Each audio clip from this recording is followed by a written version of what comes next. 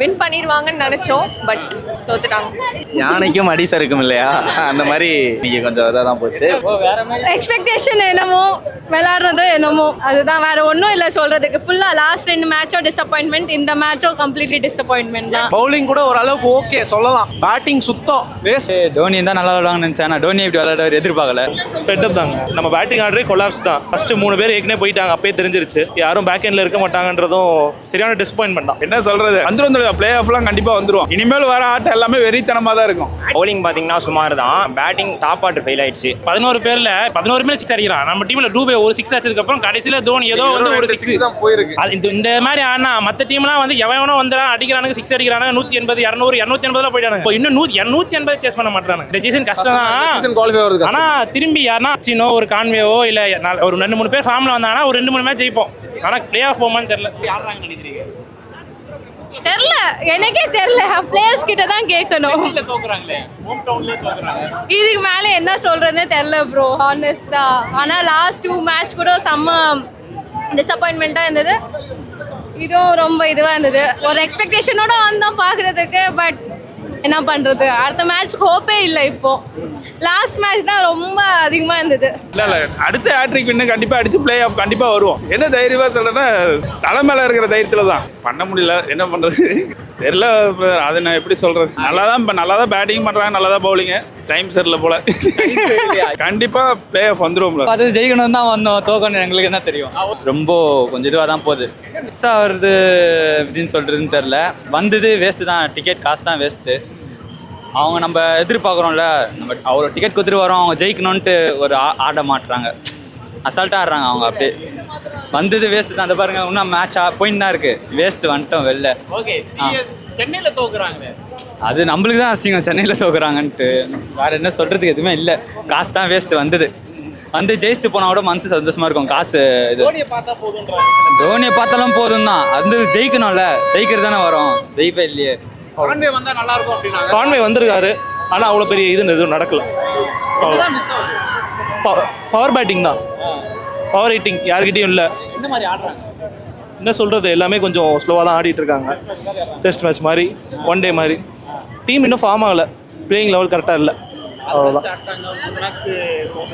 ஆமாம், இது பண்ணணும், ஒர்க் ஆன் பண்ணணும் டீம். அதுதான் தெரியல, கஷ்டம் தான். இந்த டீம் வச்சு கஷ்டம் தான். மிடில் ஆர்டர் லைக் அம்பத்தி ராயுடு அந்த மாதிரி பேட்ஸ்மேன் இல்லை, அந்த மாதிரி பேட்ஸ்மேன் யாரும் இல்லை. ஸோ மிடில் ஆர்டருக்காக இது பண்ணணும். விஜய் சங்கர் அவ்வளோ செட் ஆகலை, ஸ்ட்ரைக் ரேட் இதாக விடுங்க, சறுக்கிருச்சு. இந்த சீசனே சறுக்கிருச்சு, ஒன்றும் பண்ண முடியாது. குட் தான், தலை விளையாடுறத பார்க்குறது ஒரு ஜாலி. கான்வே வந்து வந்தா கொஞ்சம் நல்லா இருக்கும் அப்படின்னாங்க. கான்வேவும் வந்தாரு, பட் ஆனா நோ ரிசல்ட்ஸ், அவ்வளவுதான். தோனி பார்த்தா போதும் உங்களுக்கு, அவ்வளவுதான். ஸ்மால் ஹாப்பினஸ், அவ்வளவுதான். ஓகே. இந்த வருஷம் கப் அடிக்கிற அளவுக்கு போவாங்கன்னு நினைக்கிறீங்க? I don't think so because they are already in 8th, so இதுக்கு மேல கீழே தான் போவாங்க. So I don't think so. அதுக்காக இங்கே நிறைய பேர் இப்போ பார்த்தீங்கன்னா தோனி ரிட்டையர் ஆகலான்னு சொல்கிறாங்களே, அதே ஆடியன்ஸ் தான் பார்த்தீங்கன்னா தோனி ரிட்டையர் ஆக போகிறாரு அப்படின்னு ரூமர்ஸ் வரும்போதெல்லாம் இன்னும் ஒரே ரோடி டெஃபினெட்லி நாட் சொல்லுங்கள், இன்னும் ஒரு வருஷம் விளாடுங்க, இன்னொரு வருஷம் கேட்குறாங்க. ஆடியன்ஸ்க்காக அவரும் விளையாடுறாரு. அப்படி விளையாட வரும்போது டீம் தோக்குதுன்னா நம்ம சப்போர்ட் பண்ணும் ப்ரோ. 17 வருஷமாக ஆர்சிபி தோத்துட்டு இருக்கு, ஆனால் அந்த ஃபேன்ஸ் பார்த்தீங்கன்னா இன்னமும் அவங்க டீமை குறை சொல்ல மாட்டாங்க, விட்டு கொடுக்க மாட்டாங்க.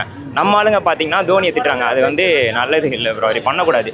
பட் டீம் ஓகே, என்னதான் பிரச்சனை டீமில் பேட்டிங் கொஞ்சம் சரி பண்ணும் ப்ரோ, நல்லா ஆடணும். கான்வே, ரச்சின், ருத்ராஜ் இவங்க 3 பேரை டிபெண்ட் பண்ணி தான் இப்போ இன்னைக்கு பேட்டிங்கே இருந்துச்சு. இவங்க 3 பேரும் அடிக்கலன்னா அவ்வளோதான், அப்படியே ஸ்லோ ஆயிடுச்சு. ஆமாம், டிசப்பாயின்மெண்ட் தான். பட் ஆனால் கம்பேக் கொடுப்பான்னு நம்பிக்கை இருக்குது. Comeback super Kings. எங்க ப்ரோ டிசப்பாயின்ட் தான். மிடில் ஆர்டர் தான் சொதப்பிட்டாங்க. சிஎஸ்கே ஜெயிக்கணும்னு நினச்சா, ஆனால் டிசி ஜெயிச்சாலும் சந்தோஷம் தான். ஆனால் சிஎஸ்கே ஜெயிக்கணும், ஜெர்சிலாம் போட்டு 150 ரூபா கொடுத்து 3 பேர் வாங்கிட்டு வந்தோம். கஷ்டம் சிஎஸ்கே தோத்துச்சு. ஸ்டேடியம்ல வந்து பார்க்கறது ஜெயிக்கணும்னு நினைச்சேன் ப்ரோ. ஒன்றுமே விஜய் சங்கர் ஆடுறாரு ஆடினே ப்ரோ, செம்ம டென்ஷன். இந்த மேட்ச் வந்து சிஎஸ்கே தோத்த ஹேட்ரிக், சும்மாவே கலைப்பாங்க. ஜெயிச்சுருந்தா பயங்கரமாக இருக்கு நினச்சா தோத்துறாங்க. இப்போ ஃபுல்லாக சிஎஸ்கே தோத்துச்சா கலைப்பாங்க ஹேட்ரிக் தோல்வின்னு. CSK forever. தலை வந்து இந்த சீசன் சாமிக்கு விட்டாரு, அப்படின்னு நினச்சி போங்க. சீசனே விட்டாரு ப்ரோ, சீசனே சாமி விட்டாரு ப்ரோ. யங்ஸ்டர்ஸ் ஆடட்டும் அப்படின்னு சாமி விட்டாரு, அதனால தான் சீசன் தோக்குறாரு. ஜெயிக்கட்டும் விட்டோம் ப்ரோ, ஆர்சிபி ஜெயிக்கட்டும் இந்த வாட்டி. 18 வருஷமா வெயிட் பண்ணுறாங்க, சரி இந்த வாட்டியாச்சு ஆர்சிபி டீம் ஜெயிக்கட்டும் அப்படின்ட்டு விட்டோம் ப்ரோ. தலை ஃபார் எவர், அவ்வளோதான். பேட்டிங்கும் சரியில்லை, பவுலிங்கும் சரியில்லை, ரொம்ப பயப்படுறாங்க, இழுத்து அடிக்க மாட்டுறாங்க, அடிச்சு ஆடுறாங்க. பட் ஆனால் இவங்க அடிச்சு ஆடல. முக்கியமாக ஒரு 15 ஓவர்ஸ்க்குள்ளே ஓரளவுக்கு ஸ்கோரை இது பண்ணிட்டோன்னா ஸோ 15 to 20 வந்து மேனேஜ் பண்ணிக்கலாம். பட் இவங்க என்ன பண்ணாங்கன்னா 18 to 19 வரைக்கும் வெயிட் பண்ணிட்டே இருந்து கடைசி 1 hourல என்ன பண்ண முடியும்? யாராலையும் ஒன்றும் பண்ண முடியும். So that's the main reason for this drawback. But இந்த டீம் வச்சு ஃபைனல் போக முடியுமா? ரொம்ப கஷ்டம். Uncle team is back. இந்த மேட்ச் கண்டிப்பாக இந்த சீசன் மறந்துடுங்க, நெக்ஸ்ட் சீசனில் பார்த்தோம். இவங்களுக்கெல்லாம் ஒன்று சொல்கிறேன், ஃபுட்பால் ஒரு சேயிங் இருக்குது, leave the football before the football leaves you. அதே மாதிரி தான் தோனிக்கும், அவருக்கு வயசாயிடுச்சு, knee injury, leave the cricket before the cricket leaves you. Already அவர் எல்லாமே சாதிச்சிட்டாரு, இதுக்கப்புறம் என்ன பண்ணோம்? பெரிய ஃபினிஷர் வேணும். இப்போ கீப்பிங் ரோல் பண்ணுறாரு, ஃபினிஷிங் இன்னைக்கு பாருங்க ஓடிஐ மாதிரி இருந்துச்சு, சத்தியமா 10th ஓவர் வந்துட்டாரு. எப்போ அடிக்க ஆரம்பிச்சாரு? 19th ஓவர் தான் 6 அடிச்சாருன்னு நினைக்கிறேன், 18th 9th ஓவர். எதுக்குன்ற சும்மா வந்து சாமிக்கு விட்டாருன்னா இப்போ நாங்கள் டிக்கெட் காசு எதுக்கு வரணும்? நாங்கள் சாமிக்கு விடுற மேட்ச் எதுக்கு நாங்கள் பார்க்கணும்? ஒன்று கிளம்பிடணும், மென்டாராக இருந்துட்டு போகலாமே, அவ்வளோதான். கீப்பர் ஓவர் பண்ணுறாரு ஒத்துக்கிறேன், ஃபினிஷிங் ரோல் யார் இருக்கா? பேட்டிங் யார் இருக்கா? ஒருத்தன் அவுட்டானா காலி, ஃபுல்லாக காலி, மொத்தமாக காலி. இவங்க எப்படி தெரியுமா இருக்கு?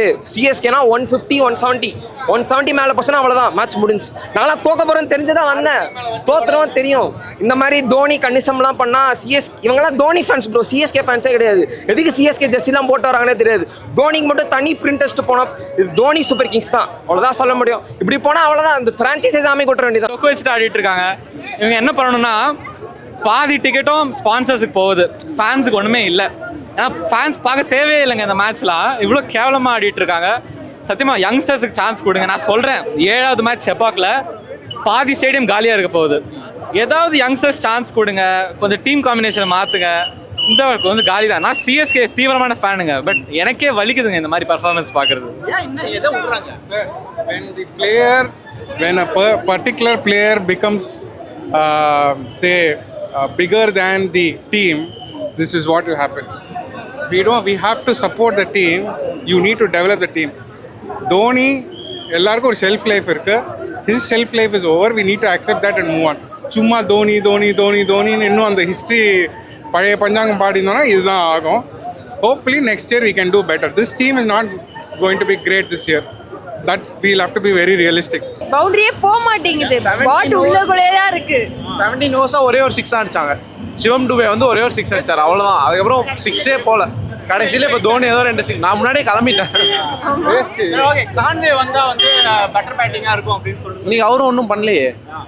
அவருக்கு ஃபர்ஸ்ட் பால் அவர் ஃபேஸ் பண்ணது ஃப்ரீ ஹிட், ஒன்றுமே பண்ணல. டாட் பால், அது ஒரு சிங்கிள் அடிச்சான்னு நினைக்கிறேன். ஆமாம், இந்த வருஷம் நான் வந்து சிஎஸ்கே ஃபேனாக வந்து ட்ராப் ஆகலான் இருக்கேன் இந்த ஒரு வருஷத்துக்கு. நெக்ஸ்ட் இயர் ரிஃப்ரெஷ் ஆனால் வேணா பார்க்கலாம். மேபி பஞ்சாப் நல்லா விளாடுறாங்க, இல்லை டெல்லி கூட சூப்பராக விளாடுறாங்க ப்ரோ. டெல்லி நல்லா விளையாடுறாங்க. சிஎஸ்கே விட்டுட்டாங்கன்றதோட நான் இவ்வளோ காசு செலவு பண்ணன்றதான் எனக்கு சோகமாக இருக்கு. வேஸ்ட் இன்னைக்கு வந்து மேட்ச் பார்த்தது. ஏன்னா என்ன 50 ரன் 60 ரன் டிஃப்ரென்ஸில் தோக்குறாங்க. அட்லீஸ்ட் கிட்ட வந்து தோத்தாவது ஒரு ஹைப் இருக்கும், நல்லா இருக்கும். பார்க்கவே கடுப்பா இருக்கு. ஒரு எக்ஸைட்மெண்ட், ஒரு இவ்வளோ ரன்ஸ் 180 எடுத்தாங்க, 180 ப்ளஸ். அது பக்கத்துல வந்து தோத்தா கூட ஓகே, இவங்க அடிக்கவே மாட்றாங்க. ஸ்டேடியம் ஃபுல்லா சிஎஸ்கே ஃபேன்ஸ், ஆனா எல்லாரும் சைலண்டா இருக்காங்க. 4 ரன் வருது, அவ்வளவுதான். தோனி வந்து அடிப்பாருன்னு நினைச்சீங்க, தோனியும் வந்தாரு. ஐயோ அடிக்கவே இல்ல, தோனி வந்து கிளம்பிட்டோம். சரி அவுட் ஆகி கிளம்பலாம் கொஞ்சம் திருப்தியா அப்படின்னு பார்த்தோம். அவுட்டும் வாங்க மாட்டேங்கிறாங்க. சரி போங்கடா அப்படின்னு வந்து கொடுப்பாங்க நினைக்கிறீங்களா? ஏதாவது டீம்ல ரிஃப்ரெஷ் பண்ணி பெஞ்ச்ல இருக்கிற யாரையா 2 பேரை எடுத்து போட்டு அவங்க பர்ஃபார்ம் பண்ண வேணா கம்பேக் கொடுக்கலாம். டீம்ல இப்ப இருக்கிற ஆளுங்கெல்லாம் பெர்ஃபார்ம் பண்ணுவாங்கன்னு நம்பிக்கை இல்லை. ½ an hour முன்னாடி வந்தேன், ½ an hour முன்னாடி டிக்கெட் கன்ஃபார்மா வந்தேன். பேசாம டிவிலே பார்த்தலாம் அப்படின்ற ஐடியா வந்துருச்சு ப்ரோ. வேற ஒன்றும் இல்லை, ஒரே ஒரு ஹாப்பினஸ். தோனி வந்தது ஒரு 6 ஒரு 10 hours முன்னாடி வந்தாரு, அது ஒரு ஹாப்பினஸ் தான். கிரிக்கெட் ஃபேனா சொல்லணும்னா மேக்ஸிமம் வந்து அவர் ரிட்டையர் ஆகிட்டு ஏதாவது கோச்சிங்கோ இல்லை பேசாம வேற ஏதாவது டீம் எடுத்து அந்த மாதிரி ஏதாவது பண்ணிக்கலாம் ப்ரோ. அது ஒரு தான் ப்ரோ. அப்படி இதே ஹைப்போட அவர் ரிட்டையர் ஆகிட்டாருன்னா அவர் இது வரைக்கும் எடுத்து வச்சிருந்த பேர் எல்லாமே அதே மாதிரி இருக்கும். இல்லை இதே மாதிரி ஆடிட்டு இருந்தாருன்னா அவர் பேர் கெட்டு தான் போவார். ஆஸ் அ தோனி ஃபேனாக சொல்கிறேன், இங்கே பாருங்க, ஆஸ் அ தோனி ஃபேனாக சொல்கிறேன், அவர் ரிட்டையர் ஆயிடுறது பெட்டர் ப்ரோ. தோனி மேலே எக்ஸ்பெக்டேஷன் வைக்கிறத முதல்ல நிறுத்துங்க, ஓகேவா? டாப் ஆர்டர் ஃபெயில் ஆகுது, மிடில் ஆர்டரில் யாரும் ஆட மாட்டாங்க, அதெல்லாம் யாருமே சொல்ல மாட்டாங்க. தோனி அடிக்க மாட்டாரு, தோனிக்கு வயசாயிடுச்சு, தோனி ரிட்டையர் ஆகணுன்றாரு. முதல்ல டாப் ஆர்டர் வந்து எப்போ பவர் பிளேவை யூட்டிலைஸ் பண்ணுறோமோ அப்போ தான் ஜெயிக்க முடியும். வேஸ்ட்டு. டோனின்னு ஒரே ஆளை நம்பி வந்து ஒரு டீம் வந்து இருக்கிறனால வந்துட்டு என்ன சொல்கிறது, 11 பேர் பெர்ஃபார்ம் பண்ணாதான் அந்த டீமு. டோனி வந்து என்ன ஒரு 10 பால் பிடிச்சா 40 ரன் அடிக்க முடியுமா? முடியாது. ஆடினா 11 பேர் ஆடணும் ப்ரோ. ஒரே ஆள் ஆடணும்னு நினைக்கிறாங்க, அது எந்த விதத்தில் நியாயம் தெரில. விஜய் சங்கருக்கு ஆக்சுவலாக பார்த்தீங்கன்னா 5 சான்ஸு, அவருக்கும் வந்து டிராப் கேட்ச் அந்த ரன் அவுட்லாம் மிஸ் ஆகலன்னா நம்ம டீம் வந்து இப்போ 100 ரனுக்கு ஆல் அவுட் கன்ஃபார்மாக. டோனி வந்து 10 ஓவருக்குள்ளே வந்து சந்தோஷம் ப்ரோ. அந்த லேக் ஆஃப் இன்டென்ட்னால தான் இப்போ நம்ம மேட்சை விட்டுருக்குறோம் ப்ரோ. அந்த இன்டென்ட் வந்து ஓப்பனிங்லேருந்து ஆடுற டாப்பில் ஆடுற 7 பிளேயர்ஸுக்கும் வரணும். வெறும் டோனி மட்டும் இன்டென்ட் காட்டணும்னு நினைக்கக்கூடாது, இருக்கிற 7 பிளேயர்ஸ் காட்டணும். அதே மாதிரி வந்து ருத்துராஜ் எல்லாம் ஓப்பனிங் வர்ற பிளேயர் ஒன் எந்த விதத்தில் நியாயனே தெரில. அவர் ஓப்பனிங் வரணும், ரச்சின் ரவித்ரா 1 வரணும். நிறைய சேஞ்சஸ் பண்ண வேண்டியது இருக்குது. பவுலிங் பர்ஃபெக்ட், முகேஷ் சௌத்ரி தவிர மற்ற எல்லாருமே நல்லா போட்டாங்க. ஆனால் பேட்டிங் சுத்த ஒஸ்ட்டு ப்ரோ. கொடுத்த காசுக்கு ஒருத்தே இல்லை. ஆக்சுவலாக மேட்ச் வந்து நல்லா தான் ப்ரோ இது ஜெயிக்க வேண்டிய மேட்ச் தான். நல்ல சேஞ்சை கொண்டு வந்தாங்க. கான்வே வந்து ஃபீல்டிங்லாம் சூப்பராக பண்ணியிருந்தார், பவுண்டரி லைனில் நல்லா கவர் பண்ணார். ஸோ வந்து நல்லா இருந்துச்சு மேட்ச், வந்து செம்மையாக போச்சு. ஃபர்ஸ்ட் ஹாஃப் சூப்பராக போச்சு. 180 வந்து ஈஸியாக சேஸ் பண்ணுற டோட்டல் தான். பட் ஆனால் பவர் பிளேயில் கொஞ்சம் விக்கெட் விட்டாங்க. இன்னும் நல்லா ப்ராக்டிஸ் பண்ணணும்.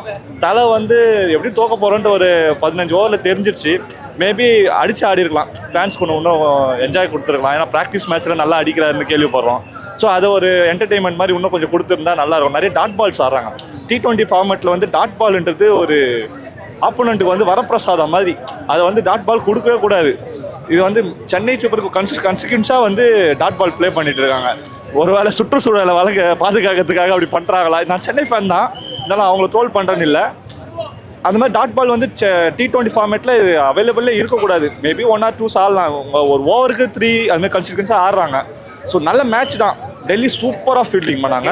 அவங்க KL ராகுல் நல்ல பேட்டிங், சாம்பியன் ட்ராஃபி ஃபார்ம் அப்படியே கண்டினியூ பண்ணுறாரு சூப்பராக. அவர் மேபி நம்ம என்ன தான் IPL பார்த்தாலும் அடுத்து வந்து இந்தியா டீமுக்காக யோசிக்கணும். அவர் நல்ல ஃபார்மில் இருக்கார்.